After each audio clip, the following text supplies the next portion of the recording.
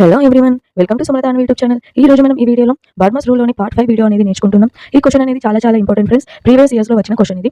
First మనం బార్మస్ రూల్లో first BODMAS first bracket. ఈ question లో చూసుకున్నట్లయితే మోర్ దెన్ 1 బ్రాకెట్ ఉంది. కాబట్టి ఫస్ట్ మనం ఈ యొక్క బార్ బ్రాకెట్ వెంకలం అనేది సాల్వ్ చేయాలి. వెంకలం దగ్గర మనకు 33/11 ఉంది కాబట్టి దాన్ని 33/11 గా రాసుకున్నాం. 11 1 11 11 3 33. మళ్ళీ ఈ స్టెప్ ని యాజ్ ఇట్ ఈస్ గా రాసుకున్నాం. ఇక్కడ 3 రాసుకోవాలి. నెక్స్ట్ ఏం చేయాలి? ఈ బ్రేసెస్ లో ఏముంది?